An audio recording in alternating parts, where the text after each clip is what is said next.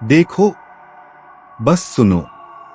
तुम सोच भी नहीं सकते कि कैसे एक पल, बस एक शापित सेकंड किसी इंसान की पूरी जिंदगी को तहस-नहस कर सकता है। मैं अर्जुन हूँ। मैं 35 साल का हूँ।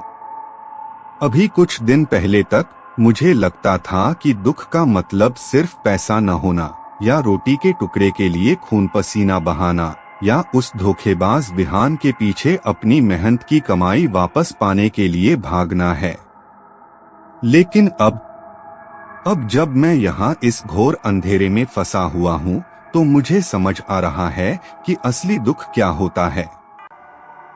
दुख का मतलब है कि मरी हुई मिट्टी की गंध आपके फेफड़ों से कभी बाहर न निकले। यह महसूस करना कि आप हजारों सालों से जमीन के नीचे दबे हुए हैं, जबकि असल में आपको आखिरी बार चैन की सांस लिए हुए सिर्फ कुछ ही घंटे बीते हैं। यह सब उस मनहूस रात को शुरू हुआ। हवा में भारी उमस थी, गांव की उन घुटन भरी रातों में से एक, जहां मच्छर भी उड़ने की हिम्मत नहीं करते और पेड़ भी आपस में रहस्यमयी बातें करते हुए लगते हैं। मैं खेत से वापस आ रहा था जब मैंने विहान को सड़क किनारे देखा। वह अपनी उस खटारा कार में था, वह पुरानी गाड़ी जो हमेशा धुआं छोड़ती थी, अपने घर की ओर जा रहा था। अचानक मेरे दिमाग में कुछ हुआ। मेरा खून खौल उठा। मैंने इतनी जोर से ब्रेक मारा और उसके सामने गाड़ी मोड़ी कि उसे मजबूरन कच्ची सड़क की ओर मुड़ना पड़ा। वह अपने उसी घमंडी चेहरे और उस गंदी मुस्कान के साथ बाहर निकला जो हमेशा उसके होठों के कोने पर रहती थी। जैसे उसके लिए यह कोई मायने ही नहीं रखता था कि उसने मेरे पैसे खा लिए और सब कुछ भूल गया। मैंने उससे कहा, विहान, 30 लाख कोई छोटी रकम नहीं है मुझ जैसे आदमी के लिए जिसने इसे कड़ी मेहनत से कमाया है। तुम मुझे 3 महीने से टाल रहे हो, आज और कल कर रहे हो। मेरी पत्नी और बच्चे मुसीबत में हैं, और तुम यहाँ मेरे पैसों पर मजे कर रहे हो और मुझ पर हंस रहे हो। वह बस मुड़ा और मेरी आंखों में झांका। उसने मुझे ऐसे देखा जैसे मैं सड़क के बीच में पड़ा कचरे का कोई टुकड़ा हूँ। उसे कोई फर्क नहीं पड़ा। उसकी मुस्कान और गहरी हो गई और उसने कहा, अर्जुन, तुम बहुत ज्यादा बोलते हो। मेरे पास तुम्हारे लिए समय नहीं है। मैंने तुम्हारे पैसे किसी और को दे दिए, जाकर उनसे ले लो और मुझे फिर कभी फोन मत करना। जब उसने यह कहा तो मुझे ऐसा लगा जैसे किसी ने मेरे सिर पर उबलता हुआ पानी डाल दिया हो। मेरा दिमाग सुन्न हो गया। उन 3 महीनों में मैंने जो भी मुश्किलें झेली थीं, वे सभी रातें जब मैं कर्ज और किश्तों के बारे में सोचकर सो नहीं पाया था, मेरी आंखों के सामने तैरने लगी। मेरा हाथ अपने आप मुट्ठी बन गया। जब मैंने उसके चेहरे पर मुक्का मारा तो मैं बस उसके होठों से वह शापित मुस्कान मिटाना चाहता था। मैं चाहता था कि वह समझे कि किसी इंसान की जिंदगी के साथ खिलवाड़ नहीं करना चाहिए। लेकिन विहान को इसकी उम्मीद नहीं थी। उसने अपना संतुलन खो दिया। सड़क किनारे की बजरी पर उसका पैर फिसल गया और वह पीछे की ओर गिर गया। ठीक उसके पीछे एक भारी पत्थर काटने वाली मशीन खड़ी थी, जिसके लोहे के किनारे बहुत तेज और नुकीले थे। उसकी खोपड़ी टूटने की आवाज, हे भगवान, वह आवाज अब भी मेरे कानों में गूंजती है। एक भारी भद्दी आवाज, जैसे पैर की एड़ी के नीचे कोई भीगा हुआ अखरोट कुचल दिया गया हो। विहान को चीखने तक का समय नहीं मिला। वह मेरा नाम तक नहीं पुकार सका। उसकी आंखें बस फटी की फटी रह गईं। उसके शरीर में एक छोटा सा कंपन हुआ जैसे उसे बिजली का झटका लगा हो, और फिर सब खत्म। किसी कठपुतली की तरह जिसके धागे अचानक काट दिए गए हों, वह जमीन पर ढेर हो गया। उसका गर्म खून बजरी के बीच बहने लगा। मैं टूट गया। मैं उसके पास घुटनों के बल बैठ गया। मैंने कहा, विहान उठो भाई, मजाक मत करो। लेकिन उसकी आंखें काले आसमान की ओर टिकी थीं, जो कुछ भी नहीं देख पा रही थीं। हे भगवान! जब मैंने उसका खून उस भूरी मिट्टी पर बहते देखा और प्यासी जमीन को अपने पुराने दोस्त का खून पीते देखा, तो मुझे लगा जैसे मेरा दिल रुक गया। मैंने चारों ओर देखा। मुझ पर एक कंपकंपी सवार हो गई। गांव में सन्नाटा पसरा हुआ था। कोई नहीं था। एक पक्षी तक नहीं हिला। सिर्फ उन शापित झींगुरों की आवाज आ रही थी, जो ऐसा लग रहा था जैसे मेरा मजाक उड़ाने की प्रतियोगिता कर रहे हों। मैं घबरा गया। मैं बुरी तरह डर गया था। अगर उन्हें पता चल जाता कि मैंने क्या किया है, तो कौन विश्वास करता कि मेरा इरादा उसे मारना नहीं था। मैंने उसकी लाश उठाई। मुझे यकीन नहीं हो रहा था कि एक 30 साल का इंसान, जो हमेशा इतना फुर्तीला रहता था, मौत के बाद कितना भारी हो सकता है। जैसे उसने अपनी जिंदगी में जो भी पाप किए थे, वे सारे झूठ और धोखे उसी पल सीसा बन गए हों और उसके शरीर से चिपक गए हों। मैंने उसे अपने ट्रक के पीछे फेंक दिया और उसके ऊपर एक पुराना खून से सना बोरा डाल दिया। मेरा पूरा शरीर पत्ते की तरह कांप रहा था। मेरे दांत बज रहे थे। मुझे कुछ करना था। अगर कल सुबह सूरज उगता और उन्हें पता चलता, तो मैं, अर्जुन, जिसने हमेशा इज्जत की जिंदगी जी थी, गांव का कातिल बन जाता। मैं वह आदमी बन जाता जिसने पैसों के लिए अपने दोस्त को मार डाला। गांव से 2 किलोमीटर दूर उस पुराने कब्रिस्तान के अलावा मुझे और कोई रास्ता नहीं सूझा। वह जगह जहां पेड़ इतने घने हैं कि चांद की रोशनी भी जमीन तक नहीं पहुंचती और लोग कहते हैं कि वहां भूतों का वास है। कब्रिस्तान की ओर जाने वाली कच्ची सड़क खत्म ही नहीं हो रही थी। हर मीटर पर मुझे लग रहा था कि कोई पिछली सीट पर बैठा है और मेरी सांसें छीन रहा है। मुझे लगा कि साइड मिरर में कोई आंखें मुझे देख रही हैं। जब मैं कब्रिस्तान के प्रवेश द्वार पर पहुंचा, तो वहां की खामोशी इतनी भारी थी कि मैं अपने कानों में अपने दिल की धड़कन सुन सकता था, जैसे ढोल की आवाज हो। मुझे एक कब्र मिली, बिल्कुल कोने में, जहां झाड़ियां बहुत बढ़ गई थीं, एक विलो पेड़ के नीचे जिसकी सूखी टहनियां किसी बुढ़िया के हाथों की तरह लग रही थीं। कब्र का पत्थर काला था और उसमें दरारें थीं। अपनी कांपती आस्तीन से मैंने उसकी धूल साफ की ताकि देख सकूं कि उसका मालिक कौन है, जिसकी शांति मैं भंग करने जा रहा हूं। उस पर लिखा था, राघव, मृत्यु 1980। मैंने खुद से कहा, प्रिय राघव, तुम एक नेक इंसान थे, बिना बताए आने के लिए मुझे माफ कर देना। लेकिन अब तक तुम्हें इस अकेलेपन की आदत हो गई होगी। इस बेचारे विहान को अपने पास स्वीकार कर लो ताकि मैं फिर से सांस ले सकूं। मैं फावड़ा लेकर जमीन पर पिल पड़ा। वहां की मिट्टी अजीब थी। ऐसा महसूस हो रहा था जैसे जमीन पर शीशे की कोई परत बिछी हो। वह ठंडी और चिपचिपी थी और उसमें से सड़न की गंध आ रही थी। हर बार जब मैं मिट्टी में फावड़ा मारता, मुझे जमीन के नीचे से किसी के कराहने की धीमी आवाज सुनाई देती, जैसे किसी बच्चे के रोने की आवाज हो। मैंने खुद से कहा, अर्जुन, डरो मत, वह सिर्फ पेड़ों में हवा की आवाज है, वह सिर्फ विलो की जड़ों से फावड़ा टकराने की आवाज है। आखिरकार मैं राघव की कब्र की शिला तक पहुंच गया। मैंने बड़ी मशक्कत के बाद कब्र को खोल दिया। बासी मिट्टी और कपूर की एक तीखी गंध मेरे चेहरे से टकराई, जिससे मुझे लगभग उल्टी होने वाली थी। मैं विहान को ट्रक के पीछे से खींच कर लाया। उसका शरीर पूरी तरह से ठंडा और अकड़ गया था। मैंने उसे वहां राघव के कंकाल के ठीक बगल में डाल दिया। जब वह गिर रहा था तो अचानक हवा चली और मुझे महसूस हुआ कि उसके बाएं हाथ की उंगलियां कब्र के किनारे पर फंस गईं, जैसे वह वहां न छोड़े जाने की भीख मांग रहा हो। लेकिन मैंने लात मारकर उसका पैर नीचे कर दिया।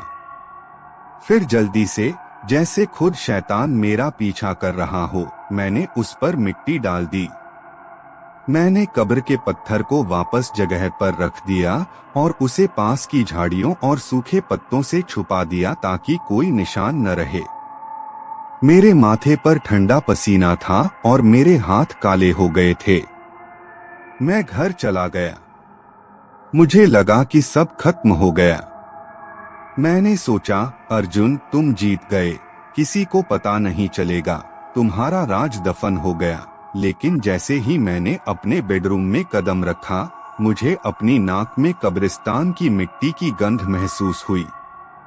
एक गाढ़ी गंध जो मेरे फेफड़ों की दीवार से चिपकी हुई लग रही थी। एक ऐसी गंध जो उस रात के बाद मेरी जिंदगी से कभी नहीं गई। कब्रिस्तान से लौटने के बाद उस पहली रात मैं भोर तक अपनी आंखें बंद नहीं कर सका। हर बार जब मैं पलक झपकाता, उस टूटे हुए पत्थर और राघव के नाम की छवि मेरी आंखों के सामने आ जाती। हर छोटी सी आवाज, यहाँ तक कि दरवाजे के कब्जे की चरमराहट भी मुझे पुलिस के सायरन जैसी लग रही थी। मैं लगातार सोच रहा था कि गांव का कोई व्यक्ति आएगा और मुझे पकड़ लेगा, या किसी ने मुझे दूर से खोदते हुए देख लिया होगा। लेकिन जब सूरज उगा और पतझड़ की कमजोर रोशनी मेरे चेहरे पर पड़ी तो मुझे थोड़ा सुकून मिला। मैंने खुद से कहा, अर्जुन, सब खत्म हो गया। ठंडी मिट्टी सब कुछ ढक लेती है और राज को अपने दिल में छुपा लेती है। लेकिन मैं कितना मूर्ख था। मैं नहीं जानता था कि कुछ चीजें, कुछ पाप इतने भारी होते हैं कि मिट्टी की मोटी परतें भी उन्हें रोक नहीं पाती। वह दूसरी रात थी जब असली नर्क ने मेरे दरवाजे पर दस्तक दी। थका हुआ और चूर चूर अपराध बोध के दबाव से जलते हुए दिमाग के साथ मैं बिस्तर पर गिर पड़ा। जैसे ही मेरी आंखें भारी होने लगीं और मैं उस शांत अंधेरे में शरण ले रहा था, अचानक मुझे महसूस हुआ कि कमरे की हवा बदल गई है। कमरा इतना भारी हो गया था जैसे दीवारें करीब आ रही हों। हवा गाढ़ी और नम हो गई थी, जिससे मुझे हर सांस लेने के लिए जोर लगाना पड़ रहा था। सोने और जागने के बीच की उस स्थिति में अचानक मुझे महसूस हुआ कि मिट्टी के ठंडे ढेले जैसी कोई चीज मेरे चेहरे पर लगी। पहले मुझे लगा कि कोई कीड़ा है या शायद छत से प्लास्टर का कोई टुकड़ा गिरा है। मैंने अपना गाल पोंछा, लेकिन मेरा हाथ गीला और कीचड़ से सना हुआ था। मैंने अपनी आंखें खोली। उस घोर अंधेरे में हवा में एक ऐसी बदबू फैली हुई थी जो मेरी हड्डियों के गूदे तक पहुंच रही थी। वह सड़न की गंध थी, मरी हुई मिट्टी के साथ मिले हुए सड़ते मांस की गंध। मैंने बत्ती जलाई और कुछ ऐसा देखा जिससे मेरी सांसें रुक गईं। मेरे कमरे की छत ठीक मेरे सिर के ऊपर से मिट्टी बरस रही थी। वह हवा के साथ आने वाली साधारण धूल नहीं थी। ऐसा लग रहा था जैसे कोई दूसरी मंजिल पर बैठा हो और जानबूझकर मेरे बिस्तर पर मुट्ठी भर भर के कब्रिस्तान की काली और गीली मिट्टी फेंक रहा हो। मैं उठा और आतंक से उस दीवार को देखने लगा जो कल तक बिल्कुल सफेद थी। हे भगवान! प्लास्टर की दीवार मेरी आंखों के सामने दरक रही थी और उन गहरी दरारों से एक काला चिपचिपा तरल, जो कोलतार या जमे हुए खून जैसा लग रहा था, बाहर निकल रहा था। मैं बिस्तर के किनारे बैठ गया और अपना सिर अपने हाथों में पकड़ लिया। मैंने खुद से बुदबुदाया, अर्जुन, यह सब नींद की कमी के कारण होने वाला भ्रम है। यह सब उस रात के डर का असर है। लेकिन उसी पल मैंने एक ऐसी आवाज सुनी जिसने मेरी रूह को चीर दिया। एक खुरचनी वाली और लगातार आने वाली आवाज, जैसे कोई लंबे और नुकीले नाखूनों से लकड़ी के पुराने बोर्ड पर खुरच रहा हो। वह आवाज बिस्तर के नीचे से आ रही थी। मेरी रीढ़ की हड्डी में एक सिहरन दौड़ गई। मेरी नीचे देखने की हिम्मत नहीं हुई, हिलने तक की हिम्मत नहीं हुई। अचानक एक हाथ, एक ऐसा हाथ जिस पर कोई मांस नहीं था, सिर्फ हड्डी थी जिस पर सूखी और चमड़े जैसी खाल चिपकी हुई थी, बिस्तर के नीचे से रेंगता हुआ बाहर आया और मेरा नंगा टखना पकड़ लिया। उस हाथ की ठंडक, ओह, ऐसा लग रहा था जैसे मेरी त्वचा पर जमी हुई बर्फ रगड़ दी गई हो। मैं चीखा और अपनी पूरी ताकत से कमरे के दूसरी ओर खुद को फेंक दिया। जब मैंने कांपते हुए अपने पैर को देखा तो देखा कि मेरा टखना पूरी तरह काला हो गया है। उन 5 कंकाल जैसी उंगलियों का निशान मेरी त्वचा पर किसी गहरी और नीली जलन की तरह छप गया था। उसी पल मैंने विहान की आवाज सुनी। वह आवाज दीवार के पीछे से नहीं थी, वह बाहर से नहीं थी, वह मेरे दिमाग के अंदर चीख रही थी। वह कह रहा था, अर्जुन, ओ बेरहम इंसान, तुमने मुझे इस दरिंदे के साथ क्यों दफनाया? अर्जुन, यह कौन है जो मुझे टुकड़ों में काट रहा है? अर्जुन, यहाँ बहुत घुटन है, वे मुझे जिंदा ही छील रहे हैं और मैं मर भी नहीं पा रहा हूँ। मैं पागल हो रहा था। विहान नीचे तड़प रहा था और उसके दर्द की चीखें मेरे अपने गले से निकल रही थीं। तभी मैंने पहली बार उसकी परछाई देखी। वह अंधेरे गलियारे के अंत में खड़ा था। वह किसी सामान्य इंसान से कहीं ज्यादा लंबा था, दुबला और कंकाल जैसा। उसने एक पुराना और फटा हुआ कोट पहना था जिसमें से मिट्टी की गंध आ रही थी। वह राघव था, उस कब्र का असली मालिक। उसका चेहरा अंधेरे में साफ नहीं था, लेकिन जहां आंखें होनी चाहिए थीं, वहां 2 गहरे और काले गड्ढे थे जो मुझे इस तरह देख रहे थे जैसे मेरी आत्मा को सोख रहे हों। मैंने उसे बिना बोले अपने दिमाग में चीखते हुए महसूस किया। उसकी आवाज पत्थरों के आपस में रगड़ने जैसी थी। वह कह रहा था, तुमने मेरी 40 सालों की शांति चुरा ली। तुम मेरे शाश्वत घर में पाप और गंदगी से भरे एक आदमी को ले आए। अब जब तुमने मेरी शांति छीन ली है तो मैं तुम्हारे घर में रहने आ रहा हूँ। उस रात से सुबह तक मैं बैठक में बैठा रहा और पत्ते की तरह कांपता रहा। मैंने घर की हर लाइट जला दी थी, जैसे मैं अंधेरे को भगाना चाहता था, लेकिन मेरी आंखों के कोने में राघव की परछाई बार बार झलक रही थी। हर बार जब मैं थकान के कारण पलक झपकाता, मुझे महसूस होता कि मेरा मुंह रेत और मिट्टी से भर गया है। मैं प्यास से मर रहा था। मैं मुंह धोने के लिए सिंक के पास गया, लेकिन जैसे ही मैंने नल खोला, साफ पानी के बजाय सफेद रंग के छोटे कीड़े बाहर निकलने लगे, जो मेरे हाथों पर रेंग रहे थे और मेरी त्वचा के नीचे घुसने की कोशिश कर रहे थे। तीसरे दिन मैं सच में हार चुका था। नींद की कमी के कारण मेरी आंखें खून की तरह लाल हो गई थीं। मैं रसोई में गया ताकि सूखे ब्रेड का एक टुकड़ा खा सकूं, शायद मेरे शरीर को बेहतर महसूस हो। जैसे ही मैंने ब्रेड को काटा, मुझे अपने दांत के नीचे कुछ टूटने की आवाज सुनाई दी। मेरे मसूड़ों में एक तेज दर्द उठा। मैंने यह देखने के लिए हाथ में थूका कि वह क्या है। वह पत्थर नहीं था, वह एक दांत था। एक सड़ा हुआ, काला और लंबा दांत जो मेरा बिल्कुल नहीं था। राघव धीरे धीरे अपने शरीर के अंग, अपने शापित अस्तित्व को मेरी जिंदगी में ला रहा था। मेरे पूरे शरीर में तेज खुजली होने लगी थी। जब मैंने डरते हुए अपनी शर्ट ऊपर की तो देखा कि मेरे सीने और पेट पर खून की लकीरों से अजीब शब्द खुदे हुए हैं, जैसे किसी ने नुकीले नाखूनों से उन पर लिखा हो, यहाँ हम दोनों के लिए जगह कम है। मैं उस घर में एक पल भी और नहीं रह सकता था। मैं जहां भी जाता, लाश की बदबू मेरा पीछा करती। विहान की चीखें एक पल के लिए भी बंद नहीं हुई, जैसे उसका नर्क सीधे मेरे घर की दीवारों से जुड़ा हो। राघव मुझे आसानी से नहीं मारना चाहता था, वह मुझे तड़पाना चाहता था।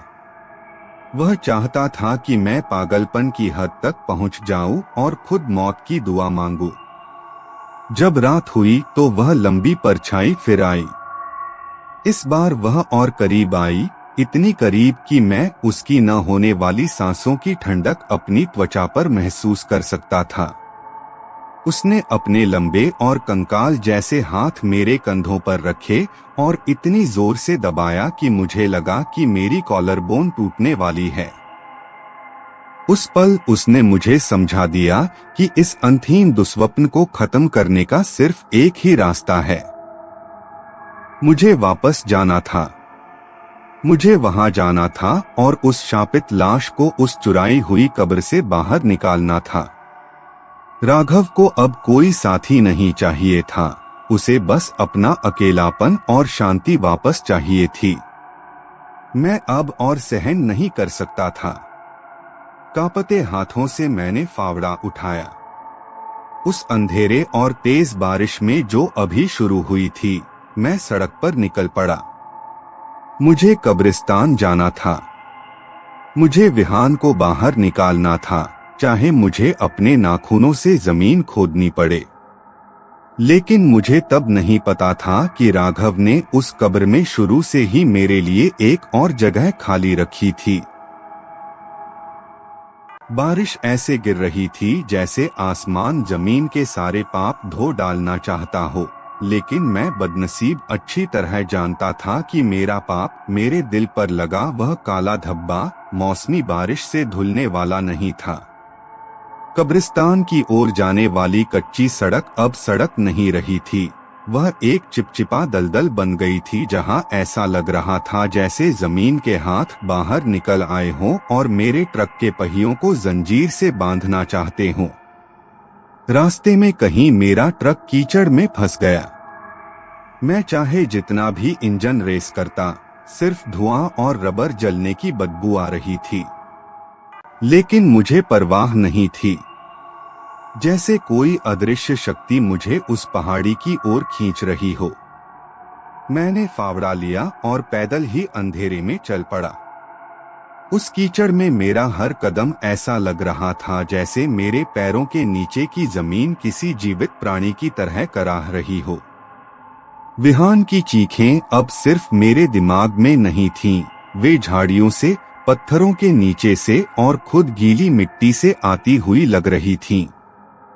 हर तरफ से मैं उसे उस फटी हुई आवाज में गिड़गिड़ाते हुए सुन रहा था, अर्जुन, ओ डरपोक, मुझे बाहर निकालो, वे मुझे जिंदा जला रहे हैं।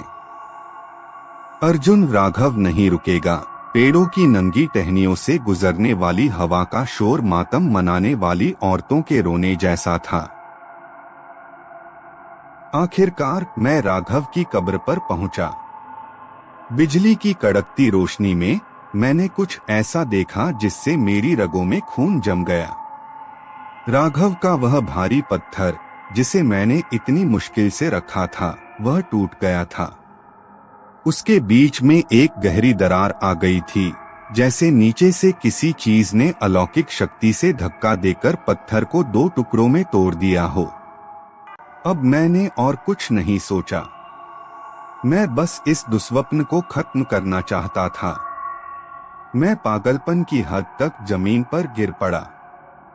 मैंने आतंक में पागल होकर मिट्टी खोदना शुरू किया। मैं गीली और भारी मिट्टी को इधर उधर फेंकने लगा। मेरा चेहरा कीचड़ से भर गया था। मेरे मुंह में कब्र की मिट्टी का स्वाद था, लेकिन मैं नहीं रुका। मुझे विहान को बाहर निकालना था। मुझे इस शापित पड़ोस को खत्म करना था ताकि राघव मुझे अकेला छोड़ दे। मैं जितना गहरा खोद रहा था, हवा उतनी ही ठंडी और भारी होती जा रही थी, ऐसी ठंड जो खाल को चीरकर हड्डियों में बैठ रही थी। अचानक फावड़े की नोक किसी सख्त चीज से टकराई। मुझे लगा कि मैं शिला तक पहुंच गया हूं, लेकिन जब मैंने हाथों से कीचड़ साफ किया तो मुझे लकड़ी के बोर्ड का कोई निशान नहीं दिखा। लकड़ी के बजाय मुझे राघव की ठंडी और टेढ़ी मेढ़ी उंगलियां मिट्टी से बाहर निकली हुई मिली, जैसे वह पूरे समय हाथ बांधे वहां बैठा मेरा इंतजार कर रहा हो। अचानक मेरे पैरों के नीचे की जमीन धंस गई। ऐसा लगा जैसे जमीन ने अपना मुंह खोला और मुझे अंदर निगल लिया। मैं फिसल गया और मुंह के बल गड्ढे में गिरा, ठीक विहान की सूजी हुई और नीली पड़ी लाश पर। उस तंग जगह में सड़न की बदबू इतनी तेज थी कि मेरी आंखें जलने लगीं और मुझे लगभग उल्टी आ गई। विहान का शरीर ठंडा नहीं था, वह दहक रहा था, जैसे उसे अभी अभी किसी भट्टी से बाहर निकाला गया हो। मैं जल्दी से उठकर उस शापित गड्ढे से बाहर निकलना चाहता था, लेकिन कब्र के किनारे अजीब तरह से ऊंचे हो गए थे। मैं चाहे जितना भी दीवारों तक पहुंचने की कोशिश करता, गीली मिट्टी फिसलकर मेरे सिर पर गिर जाती। मैंने गिड़गिड़ाते हुए पत्थर के किनारे को पकड़ने के लिए हाथ बढ़ाया, लेकिन अचानक दो कंकाल जैसे सूखे हाथों ने लोहे के दो चिमटों की तरह मेरी दोनों कलाइयों को जकड़ लिया। वह राघव था। वह कब्र के ऊपर खड़ा था। उस अंधेरे में उसकी ऊंचाई आसमान छू रही थी। उस हल्की रोशनी में मैं सिर्फ उसके दांतों की सफेदी देख सकता था, जो किसी शिकारी जानवर की तरह मुझ पर हंस रहे थे। उसकी आंखें नहीं, उसकी आंखें नहीं थीं, सिर्फ नफरत से भरे दो गहरे गड्ढे थे। राघव की आवाज पत्थर पर पत्थर रगड़ने जैसी, जैसे उसकी हड्डियां आपस में घिस रही हों, पूरे कब्रिस्तान में गूंज उठी। तुम्हें बहुत जल्दी थी, अर्जुन। तुमने कहा था कि विहान को अकेला नहीं होना चाहिए, है ना? तुमने कहा था कि उसे एक साथी चाहिए। खैर, मैं इतना मेहमानवाज हूं कि तुम्हें अकेला नहीं छोड़ूंगा। यहाँ तुम्हारी जगह बहुत समय से खाली थी। आतंक ने मेरे पूरे अस्तित्व को सुन्न कर दिया। मैं सांस तक नहीं ले पा रहा था। अचानक मुझे अपने पैरों के नीचे विहान की लाश हिलती हुई महसूस हुई। वही लाश जिसे मैंने इन्हीं हाथों से दफनाया था। अचानक उसने अपनी आंखें खोल दी। उसकी आंखें खाली थीं, बस जमे हुए काले खून से भरे दो छेद। उसने अपने गर्म और कांपते हाथ मेरी कमर के चारों ओर लपेट लिए और मुझे एक अजीब ताकत के साथ नीचे अपनी आगोश में खींच लिया। मैं चीखा, मैंने मिन्नतें की, मैं रोया और कहा, राघव, मुझसे गलती हो गई, मुझसे गलती हो गई। मुझे उसे ले जाने दो, मैं लाश को कहीं दूर ले जाऊंगा, मैं उसे अपने घर ले जाऊंगा।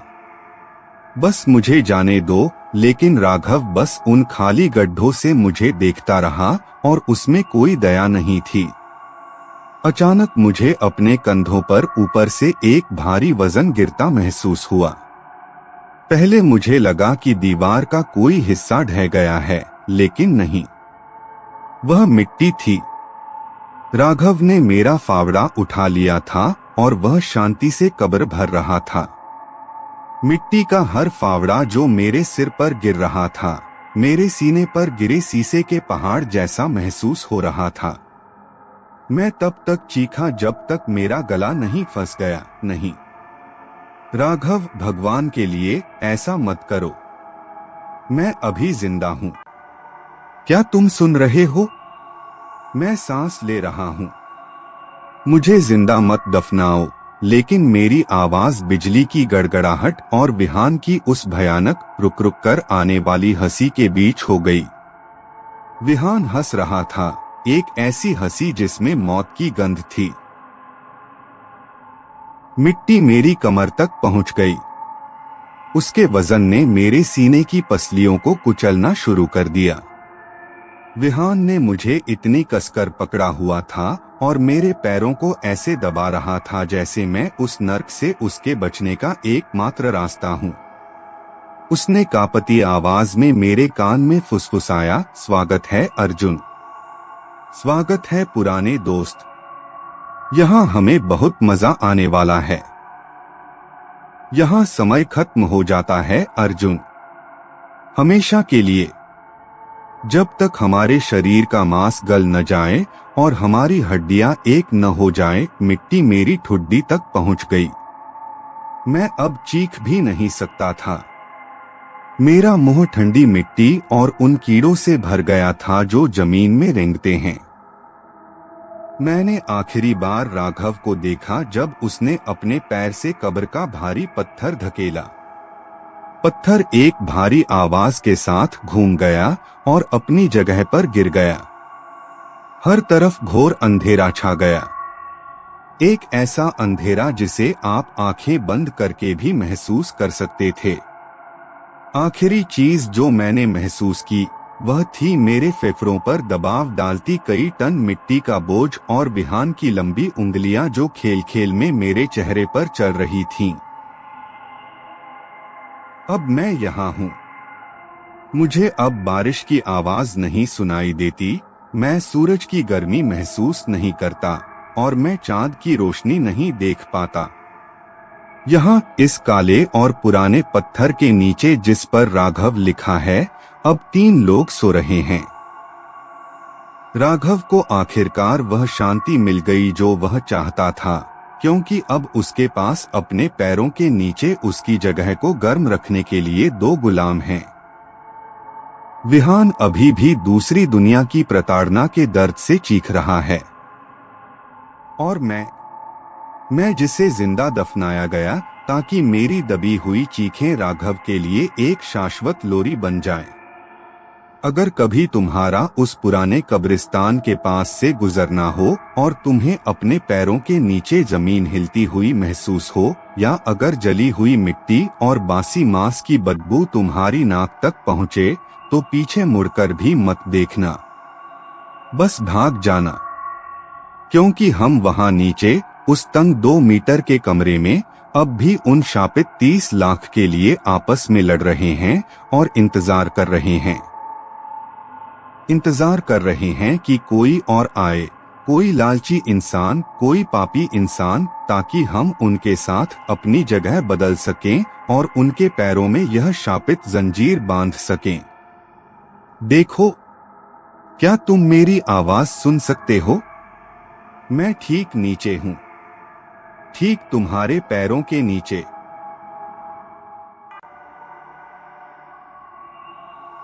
मेरे चैनल पर जो भी कहानियां मैं साझा करता हूं, वे सारी मेरी अपनी लिखी हुई है और अन्य YouTube चैनलों की तरह कॉपी नहीं है। इसलिए अगर आप वीडियो को लाइक करें और मेरे चैनल को सब्सक्राइब करें ताकि मुझे नई कहानियां लिखने की प्रेरणा मिले, तो मैं बहुत आभारी रहूंगा।